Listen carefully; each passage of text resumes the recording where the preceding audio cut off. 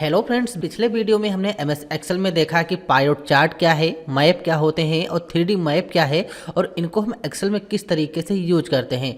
और आज की इस वीडियो में हम जानेंगे स्पारलिंक से रिलेटेड जो हमारे ऑप्शन दिए गए हैं, जैसे कि लाइन क्या है, कॉलम क्या होते हैं, बिन लॉस क्या है और यहाँ पर फिल्टर से रिलेटेड कुछ हमारे ऑप्शन दिए गए हैं। यानी कि इन सभी ऑप्शन को आज की इस वीडियो में हम डिस्कस करेंगे। और इसके पहले अभी तक हमने 3D मैप तक जो भी ऑप्शन दिए गए हैं इन सभी को हमने एक एक करके कंप्लीट कर लिया है। अगर आप लोग एक्सेल बिल्कुल जीरो से एडवांस लेवल में सीखना चाहते हो तो आप लोग हमारी एक्सेल की इस सीरीज को फॉलो कर सकते हो, क्योंकि इस सीरीज में आपको बिल्कुल फ्री एडवांस एक्सेल सिखाया गया है। तो चलिए हम अपने वीडियो को शुरू करते हैं। और यहाँ पर हम सबसे पहले जानेंगे स्पार लाइन्स में लाइन का ऑप्शन कि इसका यूज क्या है। तो इसके लिए यहाँ पर हमने एक डेटा बनाया है। अब ये जो डेटा दिया गया है इसमें सेल का डेटा दिया गया है। जैसे कि यहाँ पर नेम है, यहाँ पर जनवरी, फरवरी, मार्च, अप्रैल, मई, ये हमारे मंथ के नेम है। नेहा ने जनवरी में 920 रुपये की सेल की है, फरवरी में इन्होंने 1370 रुपये की सेल की है। इस तरीके से एक सेल का डेटा दिया गया है। अब इसमें हम लाइन, कॉलम और बिन लॉस के जो ऑप्शन दिए गए हैं स्पार लाइन्स में, इनका यूज देखेंगे। तो थोड़ा इनको समझने से पहले यहाँ पर जो हमारा चार्ट से रिलेटेड ऑप्शन दिया गया है इसके बारे में तो आप लोगों को पता ही होगा, क्योंकि जो चार्ट का ऑप्शन होता है इसकी सहायता से हम अपने डेटा को एक ग्राफ में बना सकते हैं।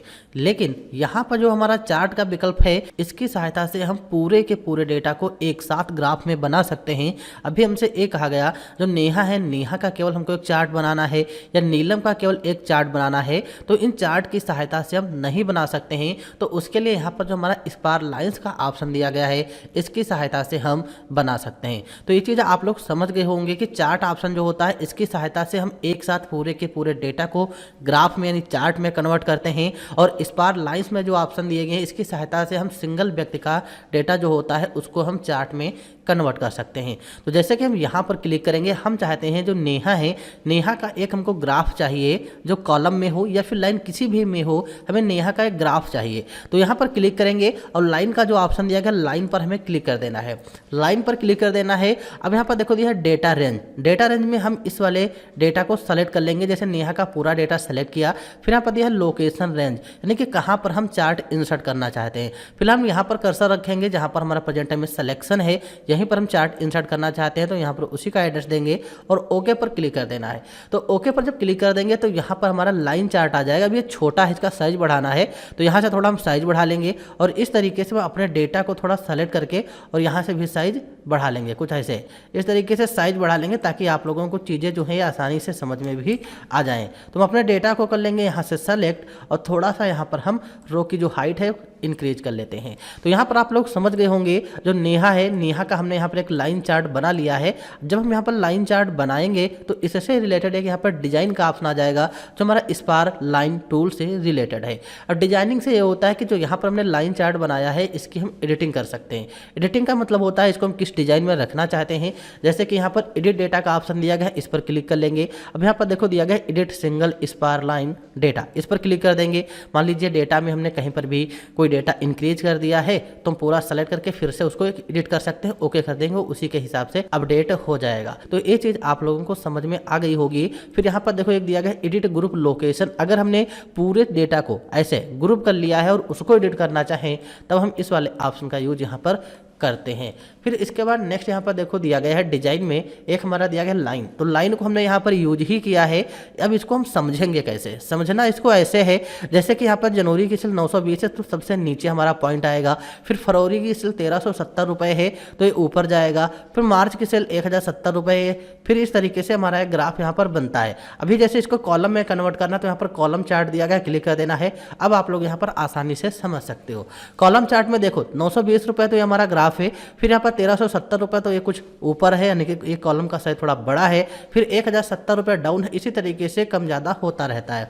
अगर हम मान लीजिए इन सभी पर लाना चाहते हैं, क्लिक करके और यहाँ पर जो पॉइंट दिया गया इसकी सहायता से हम ड्रैग कर लेंगे, ये सभी पर अप्लाई हो जाएगा। और नेहा, नीलम, राजकुमार इन सभी को हम यहाँ पर अच्छे से समझ सकते हैं। ये पार्टिकुलर एक व्यक्ति के लिए होता है। अब यहाँ पर देखो डिजाइन में फिर इसके बाद बिन लॉस वाला दिया गया है। अगर हम बिन लॉस वाले पर क्लिक कर देते हैं तो बिन लॉस के अकॉर्डिंग हो जाएगा। अब इसमें हम समझ नहीं पा रहे हैं कैसे समझना है। बिन लॉस का मतलब ये होता है जहाँ पर हमारा प्रॉफिट हुआ होगा वहाँ पर ऊपर रहता है, और जहाँ पर हमारा लॉस हुआ होगा वो हमारा नीचे कॉलम आ जाएगा। लॉस का मतलब जहाँ पर हमारा घाटा हुआ होगा, जैसे कि 1070 रुपये मान लीजिए हमारे मार्च में माइनस हो गए, तो माइनस का सिंबल लगा के इंटर कर देना है, और आप लोग यहाँ पर देखिएगा ये हमारा नीचे की तरफ आ जाएगा। इसी तरीके से नीलम है, नीलम मान लीजिए 1424 रुपये है, इनका लॉस हो गया, हम माइनस लगा के इंटर कर देना है, नीचे आ जाएगा। इस तरीके से यहाँ पर हम बिन लॉस ऑप्शन का यूज कर सकते हैं। अब इसमें आप लोग देख पा रहे होंगे यहाँ पर एक स्टाइल का भी ऑप्शन दिया गया है। स्टाइल का ऑप्शन ये होता है, मान लीजिए इसकी कोई स्टाइल देना है, कोई कलर वगैरह चेंज करना है, तो यहाँ से कलर वगैरह भी हम चेंज कर सकते हैं।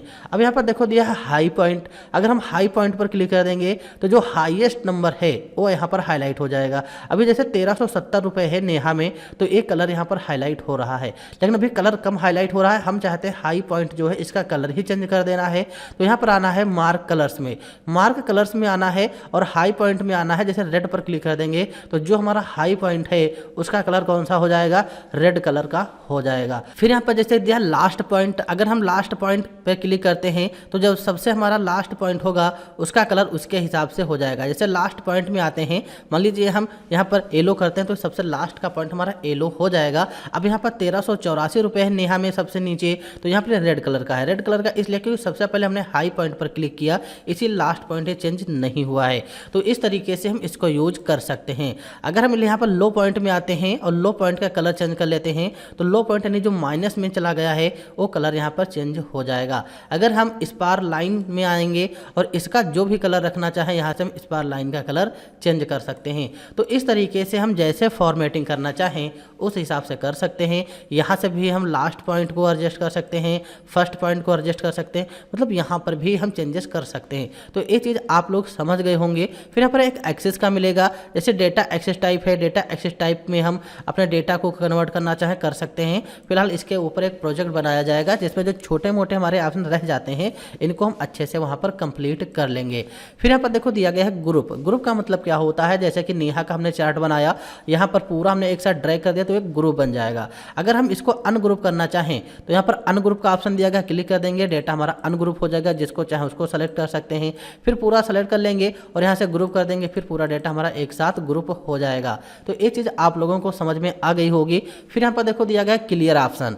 क्लियर का मतलब क्या होता है, जैसे कि जो चार्ट हमने बनाया अगर सेलेक्ट करके हम डिलीट बटन प्रेस करेंगे कीबोर्ड से तो डिलीट नहीं होगा। अगर इसको हमें हटाना है तो सेलेक्ट कर लेना, क्लियर में आना और clear all selected spar lines पर क्लिक कर देना है, तभी ये ऑप्शन हटेगा, वैसे नहीं हटेगा। तो इंसर्ट में आप लोग यहाँ पर लाइन, कॉलम और लॉस ऑप्शन समझ गए होंगे, चाहे हम यहाँ से यूज कर लें या फिर जब हम एक चीज़ इंसर्ट करते हैं तो डिजाइन का ऑप्शन आ जाएगा, वहाँ से भी हम इसका यूज कर सकते हैं।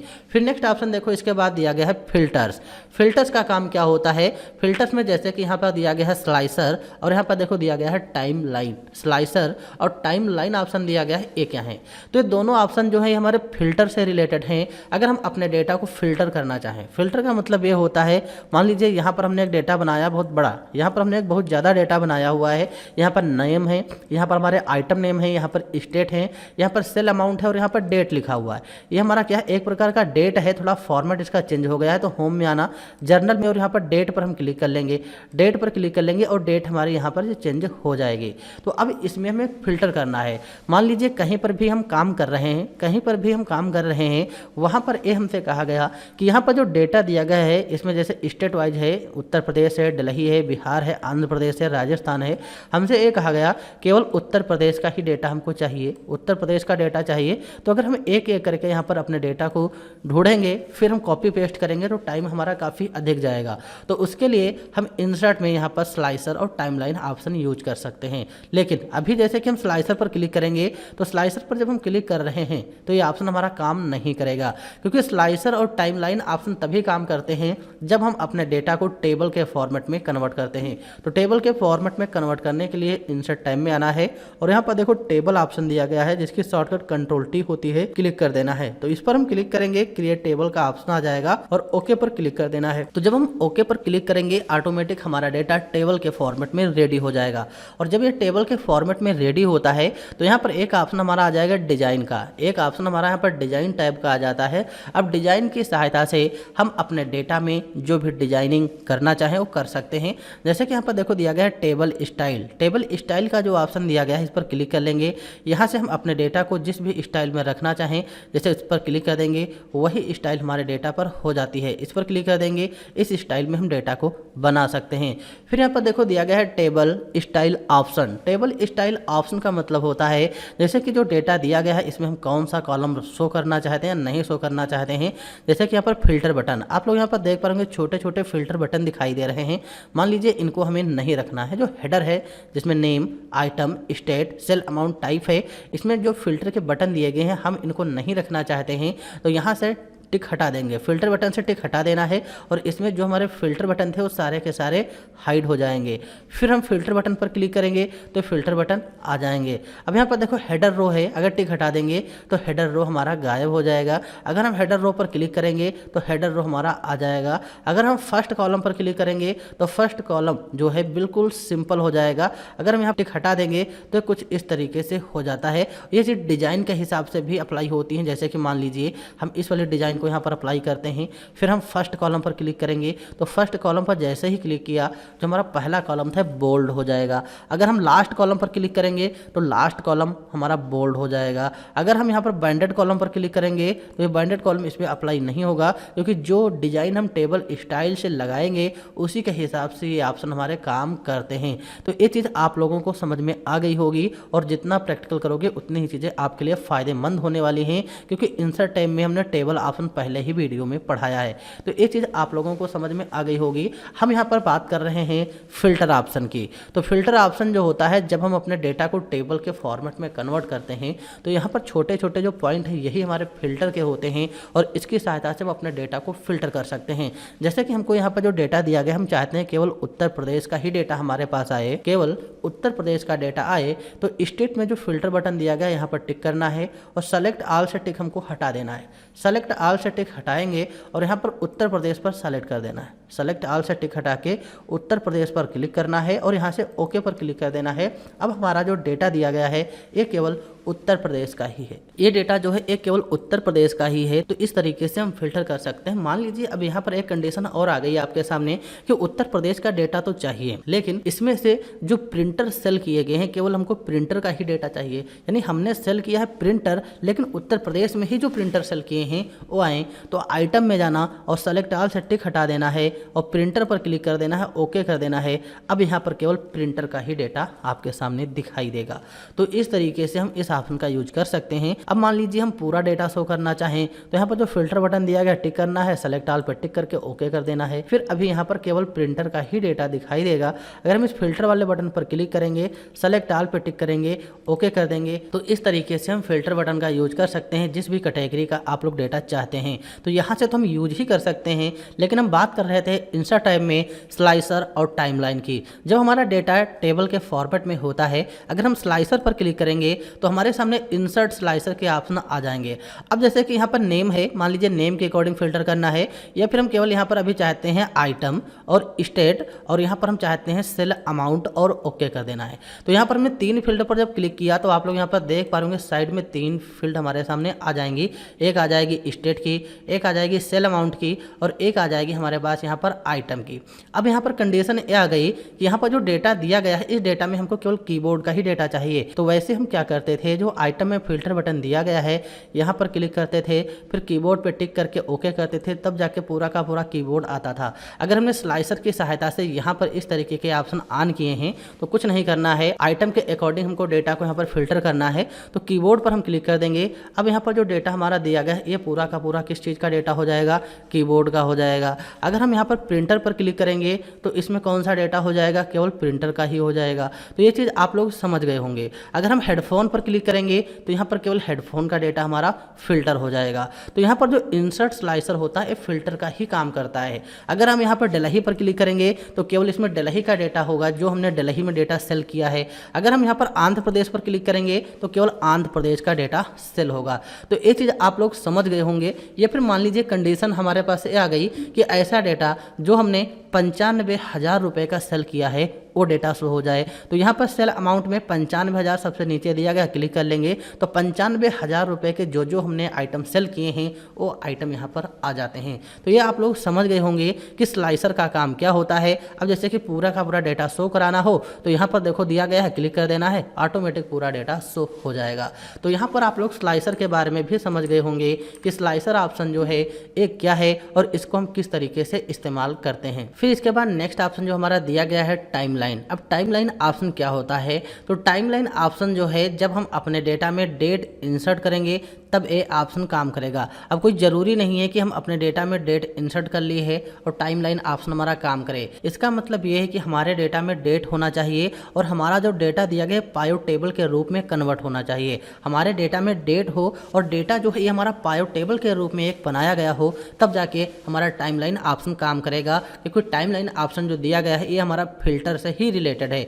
तो इसके लिए हम अपने डेटा को एक पायोट टेबल के रूप में कन्वर्ट करते हैं। अब पायोट टेबल ऑप्शन आप लोगों को पता होगा, क्योंकि जब हमने इंसर्ट टाइप पढ़ाया है तो वहां पर हमने पायोट टेबल को अच्छे से एक्सप्लेन किया है और उसी में हमने स्लाइसर और टाइमलाइन ऑप्शन को भी एक्सप्लेन किया है। तो ये चीज़ आप लोगों के लिए इंपॉर्टेंट है। इसीलिए हम कहते हैं कि अगर आप लोगों ने हमारी जो सीरीज है, सीरीज को बिल्कुल शुरू से फॉलो किया होगा तो एक्सेल का एक एक ऑप्शन आपको अच्छे से क्लियर हो जाएगा। तो ये चीज़ आप लोग समझ गए होंगे। अब यहाँ पर डेटा को हम अपने पायोट टेबल के फॉर्मेट में कन्वर्ट करना चाहते हैं तो उसके लिए हमें पायोट टेबल पर क्लिक कर देना है।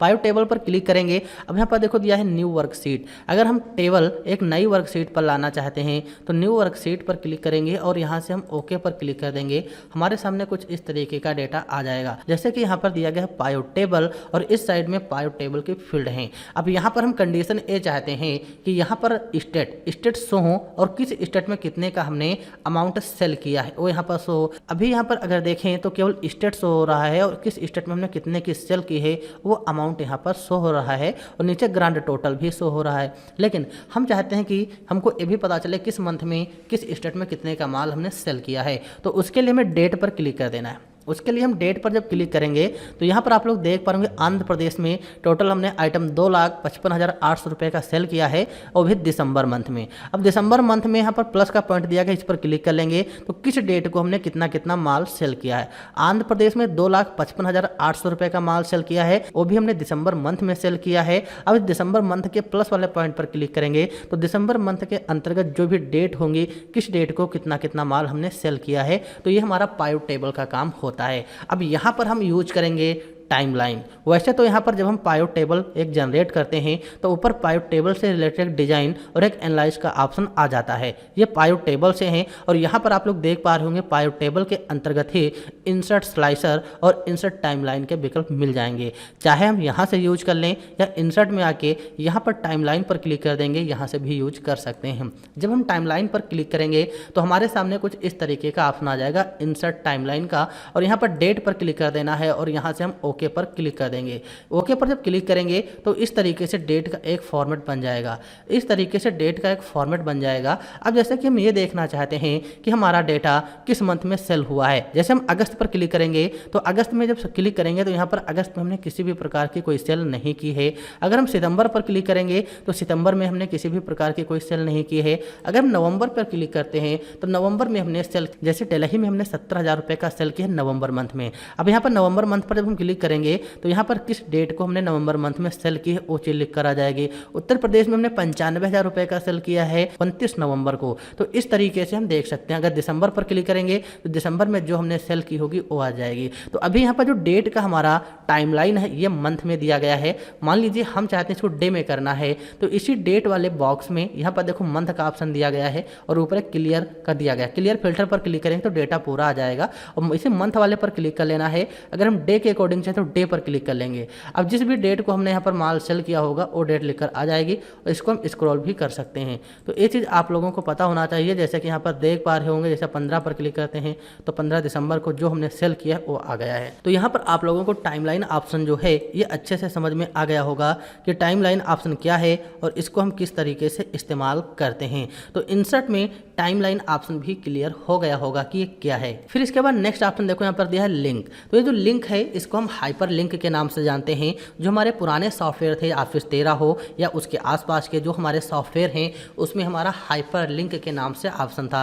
लेकिन जो ऑफिस 2019 वर्जन है या फिर 2021 है, उसमें लिंक का ऑप्शन दिया होगा, लेकिन केवल नाम ही चेंज हुआ, बल्कि काम दोनों का सेम ही है। ये लिंक है और जब इस पर कर्सर रखेंगे तो नीचे यहाँ पर हाइपर लिंक का ऑप्शन आ जाएगा और इसकी शॉर्टकट होती है कंट्रोल के। तो ये चीज़ आप लोग समझ गए होंगे। अभी है क्या, थोड़ा हम इसको समझते हैं। तो इसका काम होता है लिंक लगाना। जैसे कि डेटा है, अभी उत्तर प्रदेश पर हम कोई ऐसे लिंक लगा दें, जब कोई भी व्यक्ति उत्तर प्रदेश पर क्लिक करे तो जो लिंक हम ऐड करेंगे डायरेक्ट उसके सामने वही पेज ओपन हो जाएगा। उसके सामने डायरेक्ट वही पेज ओपन हो जाएगा। जैसे कि उत्तर प्रदेश पर क्लिक करते हैं, हम लिंक पर क्लिक करें, कंट्रोल के प्रेस कर देंगे। अब हम उत्तर प्रदेश पर कौन सी फाइल ऐड करना चाहते हैं, उत्तर प्रदेश में हम कौन सी फाइल ऐड करना चाहते हैं, जो भी फाइल ऐड करना है उस पर क्लिक कर देना है और यहाँ से ओके पर क्लिक कर देना है। अब उत्तर प्रदेश में लिंक लग जाएगी। अब इस उत्तर प्रदेश पर जब हम क्लिक करेंगे और हमारे सामने वही पीडीएफ ओपन हो जाएगी जो हमने वहाँ पर लिंक लगाई है। तो इसको कहते हैं हाइपर लिंक। अगर किसी भी वर्ड पर हम कोई लिंक लगाना चाहते हैं